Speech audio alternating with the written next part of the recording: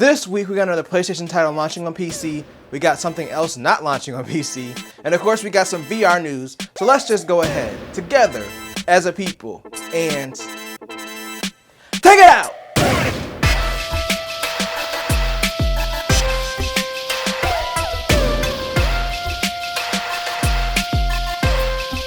And welcome to another sensational Sunday. I'm Mike and we are here to talk about the gaming news, so let's just hop right into it today. Let's talk about Spider-Man Miles Morales.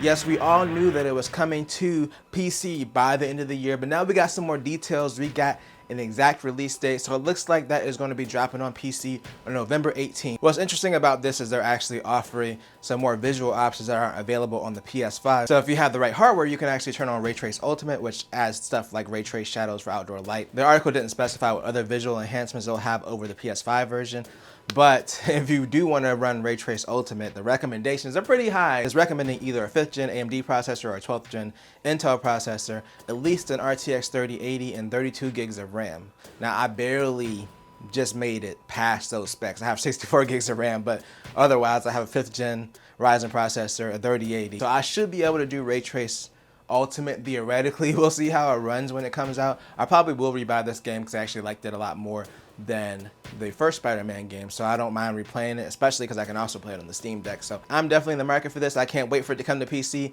especially now that my PS5 is gone. And you know what else is gone? The RTX 4080, 12 gig. So Nvidia, in a super weird way, has unlaunched this graphics card. I don't really cover PC components too much on my channel, so I'll fill you in on why this was a whole thing to begin with. It's because when they announced this new 40 series cards, they announced a 4090 and two versions of the 4080, one being a 12 gig and one being a 16 gig. The 12 gig, people notice, has significantly less CUDA cores than the 16 gig, so it's kind of weird calling them the same card with the performance obviously being lesser on the 12 gig version. In the past, for the most part, if there's like a version with more RAM, then it's still essentially the same card just with more RAM. So you'll get the same performance, but applications or games that can benefit from the extra RAM will, and you might get extra performance in those scenarios where you're RAM limited, but otherwise it'd be the same. So them calling both of them the 4080 and there being like a performance gap was weird, and Nvidia basically said the same thing. They were basically like, yeah, it doesn't really fit into our lineup, it doesn't really make a lot of sense. So they've essentially pulled that card. They're still going to launch the 16 gig, and of course the 3080 is also still available for $700 as well. So it looks like if you're looking for that cheaper 4080, it's probably not going to come out. Who knows what they're going to do with it? I don't know if it's just going to be a rebranding, maybe to a 4070 because of the performance difference, or maybe a 4070 Ti in the future. Who knows exactly what they're going to do with that card. But yeah, it was kind of dumb on their part to announce these two cards at the same time and then have the CUDA core count be different on both of them. So I can understand why they made this move and decided to cancel it. Speaking of making moves, let's talk about this Meta Quest Pro. So I talked about this, I think it was last month, where that leak came out where someone left this Meta Quest Pro in a hotel room. It's literally that. It was the same headset that was left in the hotel room. I thought it looked kind of like tech demo-y, like a dev kit personally, but apparently that's the final product. And it makes sense when we look at the price point and who this is for. So the Meta Quest Pro is going to be $1,500. Of course, the specs are going to be better than the Quest 2. The resolution is going to be higher. It's also going to have a new Snapdragon that Meta is claiming is going to be 50% faster than the Quest 2. Of course, a wider field of view. The controller batteries are rechargeable now. It's going to have a dock that comes with it. It's also going to be more focused on AR and VR, so it has more cameras so it can do better AR. And actually the sides of the headset are open. It has these optional blinders that you can put on if you're going to do VR stuff, but if you're doing AR where you need to see the environment, you can have that headset open. So essentially it is a Quest 2 on steroids, and I wasn't expecting it to be $1,500, but also it makes sense because if you think about like high-end smartphones, right, those are like $700 to $1,000 usually, and I'm just talking about specifically ones that might run the latest and greatest Snapdragon chip.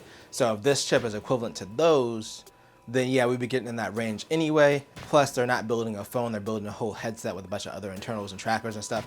So yeah, the $1,500 will make sense if it's like performant with, I don't know, a Samsung Galaxy S22 or something like that. Price makes sense. It's something that I'm not in the market for personally. I just don't see the value of spending a bunch of money on VR, considering that I just play a few games in VR. If I was more invested in it, then I would have something like a Valve Index, or I would consider getting something like the Quest Pro. But I'm also not saying that there's not value in having better optics and better tracking. If you're heavily into VR and AR, having one of those headsets is probably going to be worth it.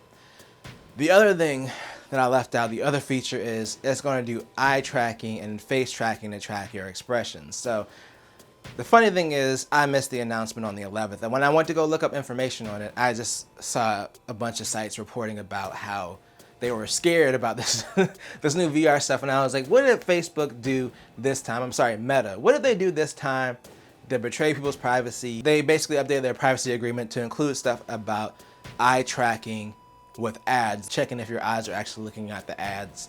And of course, it's Facebook or Meta. It's the same thing. I'm just gonna say Facebook. I already know we can't trust them.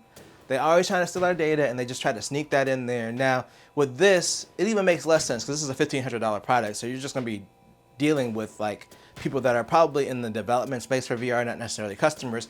But the issue is this is probably going to come to the Quest 3. I can see eye tracking and facial expression stuff coming to the Quest 3, and that's going to be a more affordable consumer headset.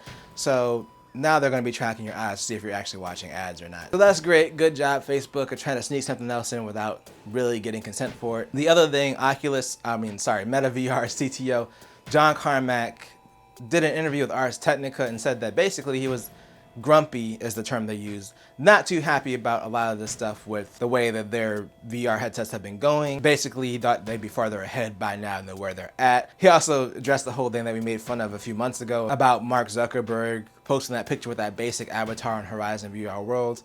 And he said he prefers quantity over quality, which makes sense because he basically said like the Quest 2 hardware, like the lower end hardware, you're going to be limited. So even with rendering some of the stuff in the cloud, if they do these granular avatars, like they're not gonna be able to have as many people in the world, and that was not his overall goal. So he said he got kind of grumpy about that. There was like a bunch of other stuff that he was grumpy about, which, you know, it's kind of weird for him to come out and say that when they just announced a new product. So essentially, I came in for the VR news, see what the new hotness was with this Meta Quest Pro. Then I just got loaded with a bunch of extra stuff. I don't know what's going on with Meta / Facebook or whatever they are, or whatever they'll be next week. I'm just over it. The Quest Pro seems like it's probably fine. It seems like it's appropriately priced for people who want that kind of stuff. And you're getting better optics, and plus you can probably still hook it up to a PC. And it's also going to be backwards compatible with Quest 2 games. I forgot to mention that. It's fine. It's just like Facebook. There's always got to be like 10,000 things attached, like stealing people's data and people being unhappy. Next someone's going to run somebody over. I don't know what's going on there. I don't know. I give up. But you know who's not giving up? Valve. And that's who we're going to talk about in our final story, because it's rumored based off of a job posting that might be working on a new VR headset, possibly the Valve Index 2. The reason that people think it might be a new headset is because the job posting specifically mentioned working on eye tracking, which the Valve Index doesn't currently have, so that would obviously be a hardware thing. And then also stuff related to AR, which I believe the Index has a pass-through mode, but it's not really an AR headset. It's not designed for that. So it seems like the next generation is going to be similar to what the Meta Quest has with the eye tracking and all that stuff, which is fine.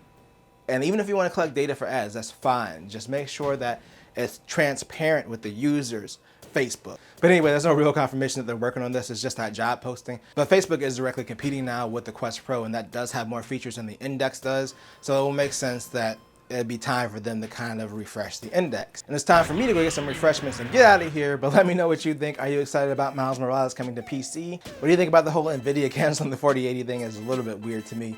And what do you think about the whole Meta VR Quest Pro thing, just in general? I don't even know. I don't even know if I want questions about Facebook. I'm just not in the mood. I'm not in the mood. But anyway, let's just bring it to a close. If you enjoyed this video, then make sure to tell a friend, tell a coworker, like, share, and subscribe, and hit the bell notification to be notified when I drop a video. And I always do at least 2 things at the same time.